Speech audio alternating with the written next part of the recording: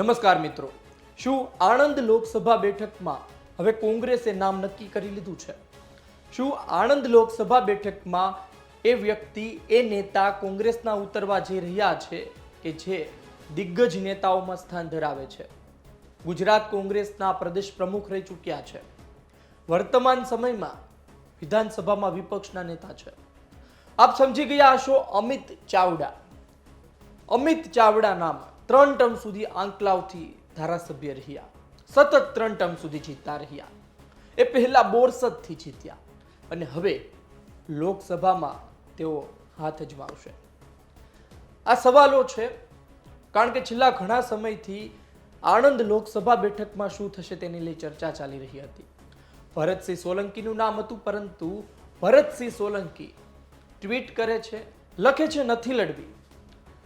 આણંદ લોકસભા બેઠક લડવા તેઓ નથી ઈચ્છતા. આ સમાચાર જાહેર થાય છે. લોકો કહે છે કે ભરતસિંહ સોલંકીને હાર દેખાય છે. ભરતસિંહ સોલંકીને લાગી રહ્યું છે કે તેઓ હારી જશે. આ ડરથી તેઓ લોકસભા લડવા નથી ઈચ્છતા. એ પ્રકરણ પૂરું થયું. સવાલ એ હતો કે હવે લડશે કોણ?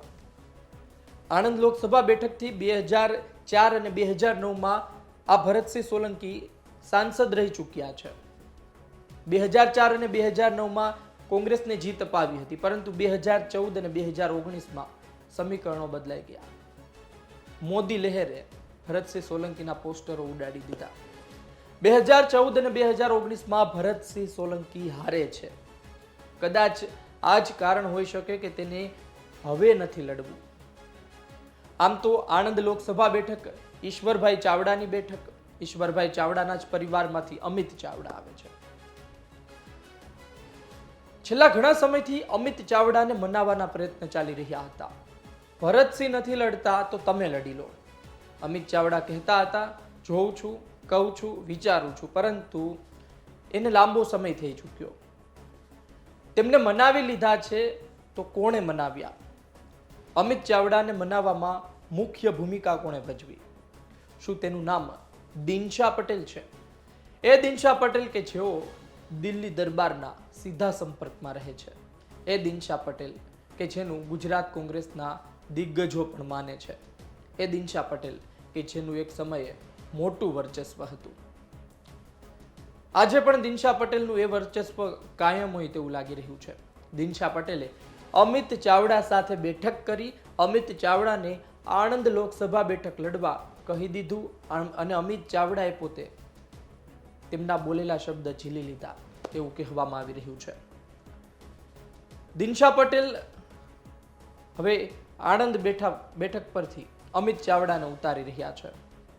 અમિત ચાવડા 3 ટર્મ સુધી આંકલાવથી ધારાસભ્ય તરીકે ચૂંટાયા. વર્તમાન ધારાસભ્ય છે. 2012, 2017, 2022 આંકલાવમાં હેટ્રિક મારી. આ પહેલા પણ 2 ટર્મ ચૂંટાઈ ચૂક્યા છે. તેઓ જ્યારે બોરસદ લડવા ગયા, ભરતસિંહ સોલંકીએ બેઠક ખાલી કરી. એટલે 2004માં પેટા ચૂંટણી થઈ હતી.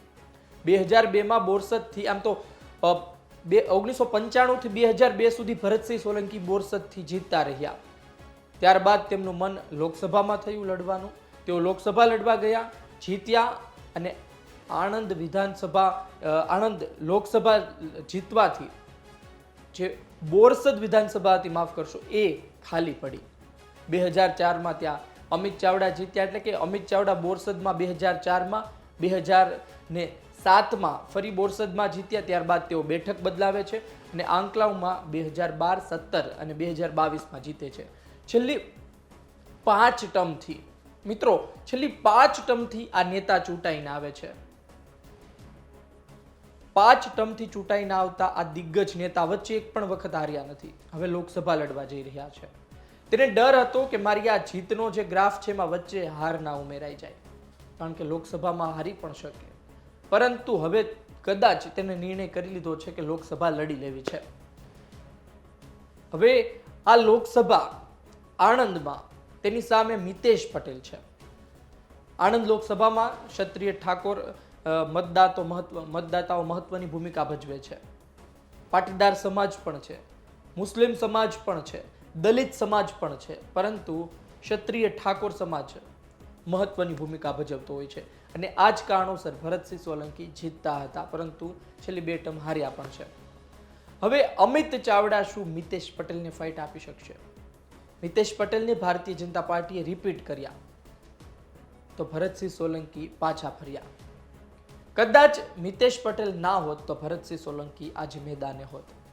સમીકરણો બદલાઈ ચૂક્યા છે. અમિત ચાવડા એ કરી શકશે જે ભરતસિંહ સોલંકી નથી કરી શક્યા. અમિત ચાવડા એ કરી શકશે કે જેનાથી ગુજરાત કોંગ્રેસનું નાક બચે. આણંદ લોકસભા બેઠકમાં એક સમયે કોંગ્રેસનો સૂરજ મધ્યાહને હતો. 2017ની વાત લઈ લો. આણંદ લોકસભાની અંદર આવતી વિધાનસભામાં કોંગ્રેસનો પંજો લહેરાતો. આજે પરિસ્થિતિ અલગ છે. ઉમરેઠ બેઠક માનીએ ભારતીય જનતા પાર્ટીની હતી, તેને મળી 2017માં, પરંતુ બાકીની બેઠક પેટલાદ છે, બાકીની બેઠક ખંભાતમાં વર્ષો પછી ભારતીય જનતા પાર્ટીને હરાવીને કોંગ્રેસ આવી. કોંગ્રેસના આગેવાને પક્ષ પલટો કરી લીધો ચિરાગ પટેલે.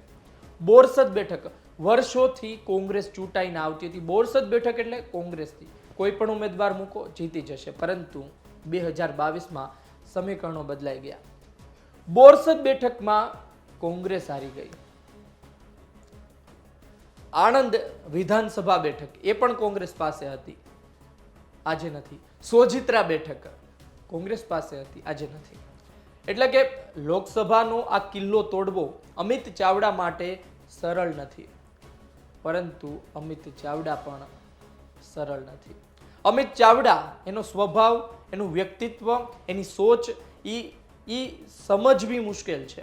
છેલ્લી 5 ટર્મથી જીતતા આવ્યા છે ધારાસભ્ય તરીકે, તો કંઈક વિચારીને જ તેણે લોકસભા લડવાની હા પાડી હશે. અમિત ચાવડા જીતવામાં માહેર છે. આણંદ લોકસભાનો ગઢ તોડી નાખે તો પણ નવાઈ નહીં.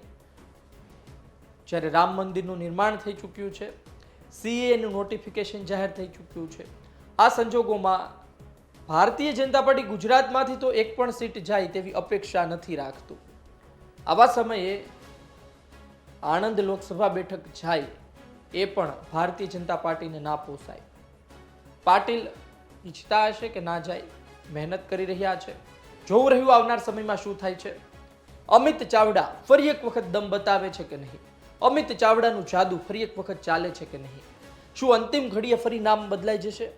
શું ભરતસિંહ સોલંકીના ખભે જે બંદૂક ફોડવાની હતી એ બંદૂક હવે અમિત ચાવડાના ખભે ફૂટશે? શું ભારતીય જનતા પાર્ટી અમિત ચાવડાના આવવાથી તૈયારી તેજ કરી રહી છે? શું ભારતીય જનતા પાર્ટીને હવે ડર છે હારવાનો? આ તમામ સવાલ છે, એના જવાબ આપ અમને કોમેન્ટ બોક્સમાં લખી શકો છો. આપના અભિપ્રાયની અમને રાહ રહેશે. આ વિડીયો પસંદ આવ્યો હોય તો લાઈક શેર કરવાનું ચૂકતા નહીં. મને આપશો રજા. નમસ્કાર.